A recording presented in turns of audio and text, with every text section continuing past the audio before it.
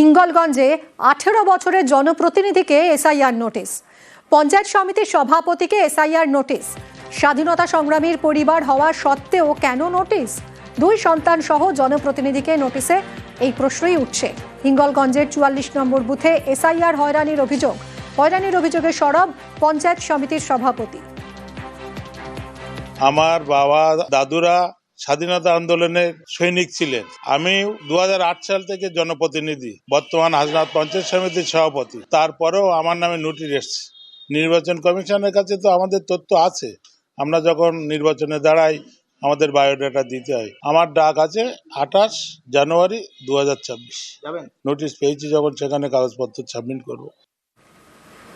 আজ রাজ্যে ED director, আজ রাজ্যে ইডি অধিকর্তা রাহুল নবীন দায়িত্ব নেওয়ার পর প্রথমবার পশ্চিমবঙ্গ সফরে আসছেন। কথা বলবো অনুপের সঙ্গে। অনুপ, কি কি কর্মসূচি আজ রয়েছে ED director? ED director Rahul Nabin তিনি কিন্তু একেবারে বিকালের যে বিমান, সেই বিমানে করে ইতিমধ্যেই কলকাতায় আসছে এবং কলকাতা আসার পরে আজকে সিজিও কমপ্লেক্সে তার যেমন আসার কথা রয়েছে এবং আগামীকাল তার একটি গুরুত্বপূর্ণ বৈঠক, যে বৈঠকের কারণে কিন্তু বলা হয়েছে যাতে আগামীকাল সমস্ত অফিসারদের ছুটি বাতিল করা হয়। 11টার মধ্যে প্রত্যেককে উপস্থিত থাকতে বলা হয়েছে। 11টা থেকে বৈঠক শুরু হবে। যে সমস্ত রাজ্যে একাধিক মামলা রয়েছে, কেস রয়েছে, সেই তদন্ত কোন প্রক্রিয়া কতদূর এগিয়েছে এবং কোন কোন এখনো পর্যন্ত কোন কোন প্রক্রিয়া এগুলো উচিত, এই সমস্ত কেস টাইপগুলি প্রত্যেককে থাকতে বলা হয়েছে। অন্যদিকে যে একবারে 8ই জানুয়ারিতে যে ঘটনা ঘটেছিল, হাইট্যাকের অফিসে তল্লাশি অভিযান, সেই তল্লাশের যে অফিসাররা ছিল তাদের সঙ্গে কিন্তু আলাদা করে একটি বৈঠক করবেন এবং সেই কি ঘটনা ঘটেছিল এবং কি পরিস্থিতির সম্মুখীন হয়েছিল, কি কি ডকুমেন্টস পাওয়া গেল, এই একাধিক বিষয় নিয়ে তিনি বৈঠক করবেন। তার পাশাপাশি রাজ্যপালের সঙ্গে তার একটি সাক্ষাৎ হওয়ার কথা রয়েছে। আজকে কলকাতা আসার পরে কিন্তু আগামীকাল অফিসিয়াল তার কিছু বৈঠক রয়েছে। তার পরবর্তী পদক্ষেপ হিসেবে রাজ্যপালের সঙ্গে তিনি সাক্ষাৎ করবেন, এমনটাই জানতে পারা যাচ্ছে। ধন্যবাদ অনুপ।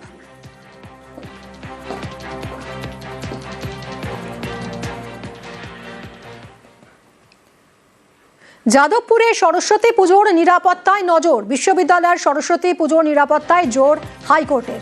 নিরাপত্তা নিশ্চিত করতে নির্দেশ দিল কলকাতা হাইকোর্ট।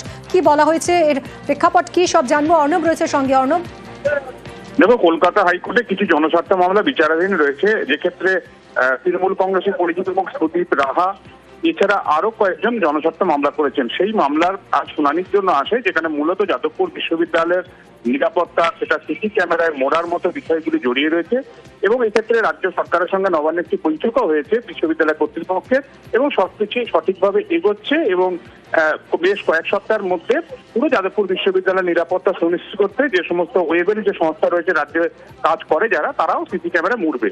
কিন্তু এই সময় রাজ্যের আইনজীবী কল্যাণ বন্দ্যোপাধ্যায় জানান, গত বছর থেকে যাদবপুর বিশ্ববিদ্যালয়ে সরস্বতী পুজো শুরু হয়েছে, কিন্তু সেই সরস্বতী পুজোকে ঘিরে বেশ কিছু অশান্তির খবর সামনে আসছে। এই বিষয়টি রাজ্যের আইনজীবীর কাছ থেকে জানার পরই প্রধান বিচারপতি সুজয় পালের ডিভিশন বেঞ্চ স্পষ্টভাবে জানিয়ে দিয়েছে যে যাদবপুর বিশ্ববিদ্যালয় কর্তৃপক্ষকে যাতে কোনো রকম আইন শৃঙ্খলা পরিস্থিতি এই সরস্বতী পুজোকে ঘিরে সেটা হাতের বাইরে চলে না যান, তা সুনিশ্চিত করতে হবে। প্রয়োজনে স্থানীয় থানা, এক্ষেত্রে যাদবপুর থানাকে ইনভলভ করার কথা পর্যবেক্ষণে জানিয়েছে প্রধান বিচারপতি ডিভিশন বেঞ্চ। সব মিলে গত বছরে যে সরস্বতী পুজোকে ঘিরে কিছু বিশৃঙ্খল পরিস্থিতি তৈরি হয়েছিল, সেটা যাতে এই বছর না হয় তার পুনরাবৃত্তি আটকাতেই যাদবপুর বিশ্ববিদ্যালয় এবং প্রয়োজনে যাদবপুর থানাকে ওই বিশ্ববিদ্যালয় সরস্বতী পুজোর ইনক্লুড করে পুরো পরিস্থিতি স্বাভাবিক রাখার জন্য নির্দেশ জারি করেছে কলকাতা হাইকোর্ট। ধন্যবাদ অর্ণব।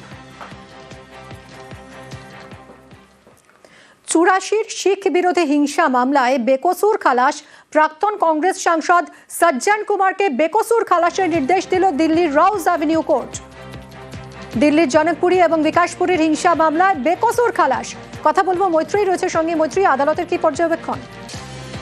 দেখুন, এই 1984 এই যে শিখ দাঙ্গা, অ্যান্টি শিখ দাঙ্গা, তাতে জনকপুরী এবং বিকাশপুরী যে ভায়োলেন্স কেস হয়েছিল, তাতে সজ্জন কুমারকে আজকে আদালত বেকসুর খালাস করে দিয়েছে এবং সেখানে তাদের বক্তব্য, সজ্জন কুমারের আইনজীবী তিনি জানান যে কোর্ট তাকে সজ্জন কুমারকে ছেড়ে দেওয়ার পিছনে তারা যেটা জানতে পেরেছেন যে সজ্জন কুমারই এই ঘটনার পেছনে ছিলেন সেটা প্রমাণ করা যায়নি, এবং ওনার উপস্থিতি যে সেই জায়গায় ছিল সেটাও প্রমাণ করা যায়নি। কোথাও গিয়ে একটা তাকে টার্গেট করা হয়েছিল তেমনটাই বলে দেওয়া হচ্ছে।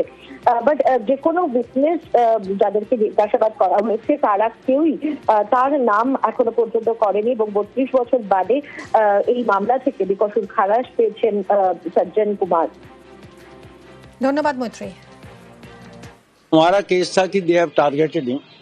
इससे पहले जितने भी गवाह ये लाए हैं ये पहले गवाह हो चुके थे। इन सब गवाहों ने आज से 36 साल पहले कहीं टाइटल इसका सज्जन कुमार जी का नाम नहीं लिया, एक भी गवाह नहीं, और एक भी नया गवाह नहीं है।